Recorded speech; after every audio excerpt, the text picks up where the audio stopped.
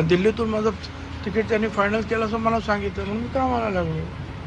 आणि त्याच्यानंतर 1 महिना त्याचं जे आहे निकाल जाहीर होईना, त्याच्यामुळे म्हटलं बा आता हे बस झालं, हे ह्युमिलिएशन खूप होत आहे. काय महायुती का मागे पडली महाराष्ट्रामध्ये, त्याचं काहीतरी तर विश्लेषण झालं पाहिजे, काहीतरीचा अभ्यास झाला पाहिजे. माझ्या दृष्टीने हा अभ्यास आहे. पण आता मीच काय म्हणतो, मुख्यमंत्री पण तेच म्हणायला लागले, बाकीचे सगळे जे नेते आहेत ते पण तेच म्हणायला लागले की आपण 400 पार 400 पार हे म्हटल्यामुळे असं लोकांना वाटलं की संविधानामध्ये बदल करण्यासाठी असा प्रचार केला गेला आणि तो प्रचार लोकांच्या मनामध्ये बसला. त्याच्यामुळे दलित आणि आदिवासी समाज दूर गेले. पहले में आए 2 सीट, एक रायगढ़, दूसरी बाराबंकी. एक जगह हम जीत गए, एक जगह हम हार गए. अब उससे कैसे आप बोल सकते हैं कि 48 सीटों पर परिणाम हुआ? हमको तो 2 ही सीट मिले.